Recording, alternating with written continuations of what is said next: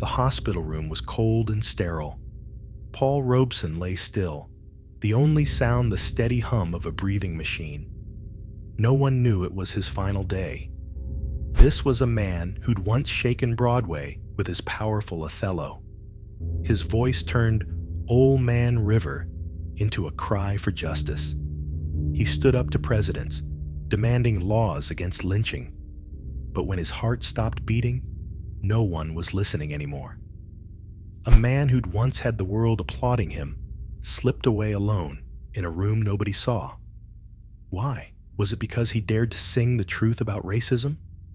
Or did a glass of liquor cloud his mind, and strange electric shocks silence that voice forever?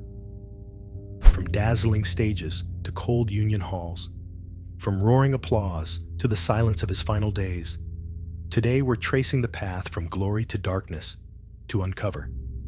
Did Paul Robeson fall on his own? Or was he forced into silence until the very end? Chapter 1. A boy raised in pain, always fighting back. In a creaky wooden attic in Princeton, New Jersey, in 1898, a baby let out his first cry. No one could have known that cry would one day challenge all of America and cost him dearly. Paul Robeson, the youngest son of Reverend William Drew Robeson, a former slave who escaped North Carolina, and Maria Louisa Boostel, a teacher from a Quaker family that fought slavery, was born in a small, drafty house. But Princeton wasn't kind to a black family. In 1901, Paul's father was forced out of his church for speaking out against Jim Crow laws, plunging the family into poverty, crammed into an attic above a store in Westfield. When Paul was 6, tragedy struck. Nobody knows how the fire started. But when they found Maria, she was alone, surrounded by smoke, as if someone wanted her isolated. Paul's mother, nearly blind, couldn't escape. The little boy could only watch, tears streaming down his face, leaving a wound that never healed. In nightmares years later, Paul always saw his mother standing in the flames, reaching out but saying nothing. That dream haunted him for years. Paul's father, with his deep, resonant voice, became his guiding light. He told Paul, "You've got to prove you're as good as anyone else." Growing up, Paul faced sneers at the school for black children. In the church choir, his bass voice shook the pews, as a neighbor later recalled. At Somerville High School, Paul pushed past prejudice, performing in Julius Caesar, playing football and basketball, and earning a full scholarship to Rutgers in 1915, becoming only the 3rd black student there. But Rutgers wasn't a haven. Paul gritted his teeth, running across the football field, hands still stinging from a so-called accidental practice injury caused by teammates, fingernails torn, blood dripping. Every hit was his way of shouting to the world that he was still standing. Despite it all, Paul became an all-American, valedictorian, and a Phi Beta Kappa member. His father, who taught him to speak with conviction, died just before Paul graduated, leaving him with one last command: never bow your head. But the shadow of that fire from years ago lingered, as if foreshadowing the days when the world would turn its back on him. Maybe the boy who cried silently for his mother carried a wound that never healed. And when America turned away, that wound spoke louder than he ever could. Did the pain of his childhood drive Paul to fight injustice, leading to the tragedy that followed? Chapter 2. A Star Who Defied Discrimination. Rutgers football field, 1915. A sickening crack. Paul Robeson's hand broke, blood seeping into the grass. The glares around him weren't from opponents, but from his own teammates. As one of only 3 black students, Paul faced deliberate hits, fingernails ripped off, yet he stood up and kept running. Every step was a challenge. He wouldn't fall. Paul became a two-time All-American, valedictorian, and Phi Beta Kappa member. But the scars on his hands told another story, of a black man forced to fight on and off the field. Paul once believed justice lived in law books. At Columbia Law School, he dreamed of an equal future. But when a white secretary quietly walked away, refusing to take notes for him because of his skin color, he realized the system wasn't built for people like him. Paul turned to the stage, where his bass baritone voice could speak. In 1920, at the Harlem YMCA, he debuted in Simon the Cyrenian, his voice leaving the audience speechless. In 1925, a spirituals concert in Greenwich Village left newspapers in awe, the voice of an entire people. The Harlem Renaissance of the 1920s was a blazing fire, and Paul stood at its heart, singing spirituals from his father's church, carrying the black voice to the world. In 1928, at London's Drury Lane Theatre, he played Joe in Showboat, rewriting Old Man River from resignation to resistance. I must keep fighting until I'm dead. That song echoed across Europe. In England, he was invited to royal events and dined at fine restaurants. In America, he was kicked out of hotels because of his race. One man, two worlds. In 1943, on Broadway, Paul became Othello, performing 296 shows, setting a record for the longest-running Shakespeare play. His kiss with Uta Hagen, a white actress, stunned audiences in the Jim Crow era. An anonymous letter arrived backstage. Stop, or you won't perform tomorrow. No one traced the sender, but Paul kept going, urging audiences to reject racism, turning each performance into a statement. He sang at Carnegie Hall, Royal Albert Hall, admired by Eleanor Roosevelt and W.E.B. Du Bois. But fame came with a burden. Paul told a friend, "If I fail, my whole people fail." Every note, every role was a fight against prejudice. In 1934, in the Soviet Union, he felt human for the first time, free from judgment for his skin. The contrast between the world that embraced him and the one that rejected him fueled his desire for change. He thought his voice could break chains, but he didn't know. Those songs made him a target for the government. Did his passion to challenge racism push Paul into a confrontation with the government, leading to his downfall? Chapter 3. Love in the Shadow of Pressure. In a torn page from a diary, Islanda Essie Good wrote, "I'm not afraid of another woman. I'm afraid his heart's no longer here." They called it an open marriage. But when is open ever easy for someone still in love? In 1921, at Columbia University, Essie, a brilliant chemist, met Paul Robeson, a towering law student. They married that year, and Essie became his manager, his companion, the mother of their son, Paul Jr., born in 1927.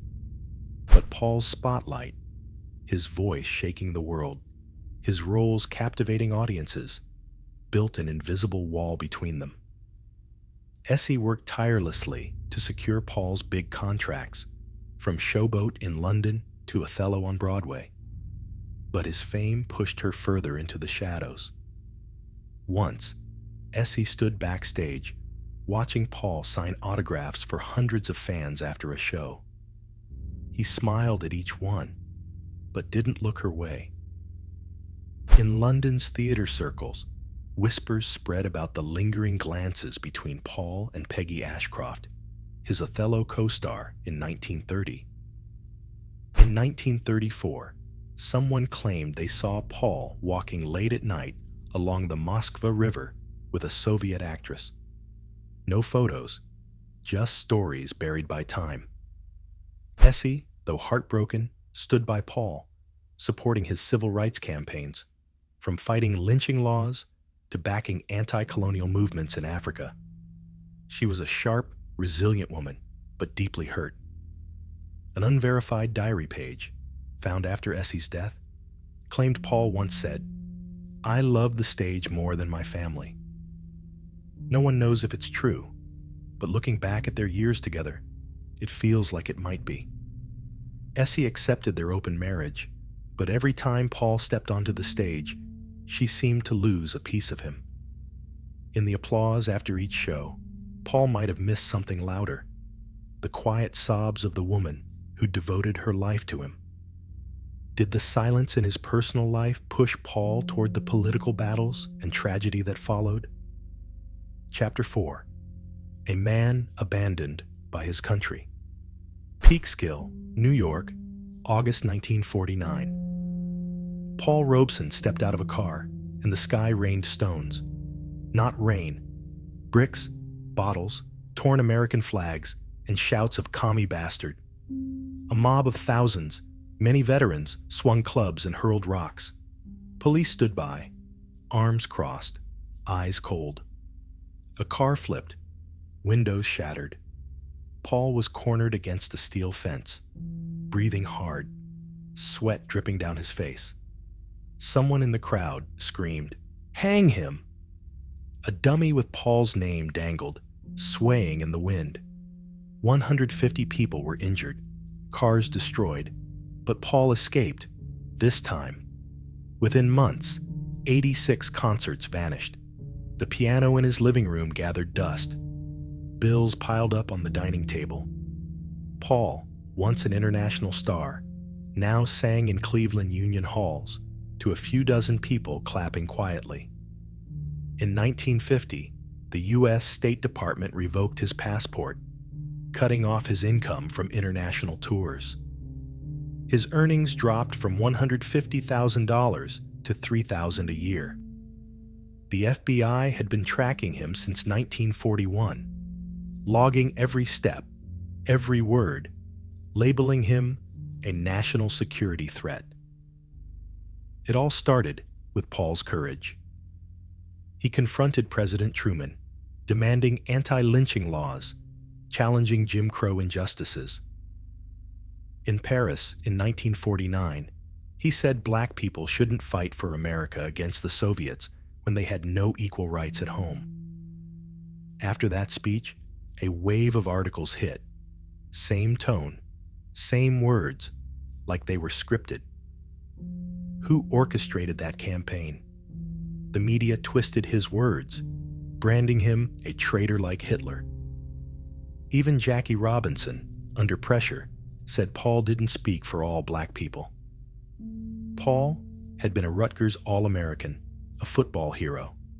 But when his passport was taken, his name vanished from the school's records. No explanation, no signature. Like he'd never existed. Paul didn't give in. He sang in black churches and union halls, his bass baritone still defying the silence. But a declassified FBI file later showed he was followed to his sister's house in Philadelphia, as if an invisible enemy never let go. They didn't just want to stop his singing. They wanted to erase his existence. Did the government need to kill a man, or just make a whole nation turn its back? Chapter 5. A Broken Mind. A Moscow hotel room glowed with cold yellow light. A thin trail of blood ran from Paul Robeson's wrist, pooling on the wooden floor. His body slumped, like a shadow bent out of shape. In March 1961, Paul, 63, once a star who shook the world, sat curled up, eyes lost. Hotel staff found him and rushed him to a hospital. Doctors diagnosed paranoia and severe anxiety. But his son, Paul Jr., didn't believe it was just depression. He suspected the CIA and MI5 used the MKUltra program, a mind control experiment, to destroy his father. At a party earlier, Paul had only one drink. Then his memory blurred. Some said that glass held more than liquor. Part of his medical file was blacked out with ink. The original diagnosis erased, unreadable. A close friend whispered about Western agents possibly involved, but there was no proof, just stories fading with time. After the incident, Paul was sent to the Priory Hospital in London, where he endured electroshock treatments. As electricity coursed through his brain, Paul screamed, not from pain, but because he saw a door slam shut, his own system, own door. A friend recounted that Paul would panic, feeling the walls were moving, as if his mind was trapped in an invisible cage. The pressure had been crushing him for a decade. The weight of representing Black people, the beatings from teammates at Rutgers, the rejection by a white secretary for his skin color, and the FBI's relentless surveillance. A later study suggested chronic brain trauma from his football days might have contributed to his breakdown. But something stranger lingered. In 1949, in Moscow, Paul sang Zognit Kainmol in Yiddish, honoring Stalin's Jewish victims. Yet back in America, he refused to publicly denounce the Soviet Union as if hiding a secret. Was he afraid? Or did someone steal the light from his mind? Was Paul's collapse purely mental? Or did someone silence the voice that scared a government? Chapter 6. A Death in Obscurity. Paul Robeson sat quietly on a West Philadelphia porch in 1965. The wind flipped the newspaper on his lap, its words blurring in the sunset. His eyes gazed far off, not at the busy street, but back to the days of singing Old Man River to thousands. After Essie's death from cancer, Paul moved in with his sister Marion, a retired teacher, in a small house full of memories. Once bathed in Broadway's spotlight, applauded for 20 minutes after Othello, he now watched football on a fuzzy black and white TV, its speaker crackling like a reminder of a world that forgot him. Illness plagued Paul. Double pneumonia left him coughing weakly. Kidney issues drained his energy, and strokes made his once towering body frail, his steps shaky. He stopped appearing in public. Each morning, he sat by the window, reading papers, listening to old spirituals he'd sung at Carnegie Hall. Sometimes, a neighbor recalled, his low, sad bass hummed Old Man River, but the sound stayed within the yard. Marion cared for him devotedly, brewing tea, sharing stories of old Princeton, trying to pull him from silence. But Paul seemed locked in his own world. His fighting spirit never died. In 1973, he sent a message to a 75th birthday concert at Carnegie Hall. I'm still Paul, fighting for freedom, peace, and brotherhood. But mysteries clouded his final years. A letter from Moscow in 1975 was returned, unexplained, with a scrawled note. No recipient. No one knew who sent it or what it held. A performance offer? A message from an old comrade? Or something else? A neighbor said he'd sit by the window for hours, still as a statue, like he was waiting for someone. On January 23, 1976, Paul died at 77 from stroke complications. His son, Paul Jr., believed government persecution, house arrest, surveillance, and strange treatments in Moscow and London pushed his father to death. Years of banned performances and erased history made it seem the world wanted him gone. Did he pass in peace, or was he watched until the end? Conclusion: a legacy and unanswered questions. Paul Robeson, a voice that echoed from Broadway to the United Nations, was reduced to a whisper in a hospital room. He was the star of Showboat, the Othello who moved audiences to tears, the civil rights hero who challenged Jim Crow and faced President Truman for anti-lynching laws. But the U.S. government banned his performances, tracked his every move, and confined him in his own country. His career shattered, his mental health broken. He died in 1976, nearly forgotten. Today, when Paul's voice rings out at memorials, few know he was erased from the records he made famous, from Rutgers yearbooks to destroyed recordings. His legacy endures despite efforts to erase it. Paul inspired the civil rights movement, from Martin Luther King to Black Lives Matter, laying the groundwork for fights against injustice. His spirituals, from Old Man River to Sometimes I Feel Like a Motherless Child, carried the Black voice worldwide, from Carnegie Hall to Royal Albert Hall. He supported Africa's anti-colonial movements, becoming a symbol for leaders like Nelson Mandela. In 1995, he was honored in the College Football Hall of Fame. In 1998, he received a Lifetime Achievement Grammy. In 2004, a stamp bore his image. The 2007 collection, Paul Robeson, Portraits of the Artist, revived his films.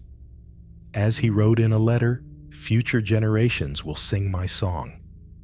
Paul seemed to know his legacy would last, but his story remains a puzzle with missing pieces, like an unfinished investigation. A manifesto he wrote on equality, reportedly sent to the Soviet Union, vanished. That glass of liquor in Moscow in 1961 disoriented him, as if it wasn't just alcohol. The electroshock treatments at London's Priory Hospital seemed unusual, with medical records blacked out, hiding the original diagnosis.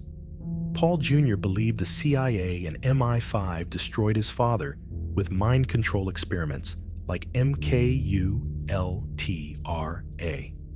A friend recalled Paul singing Zognit Kienmol in Yiddish in Moscow, honoring Stalin's Jewish victims, but he never publicly criticized the Soviets, as if guarding a secret.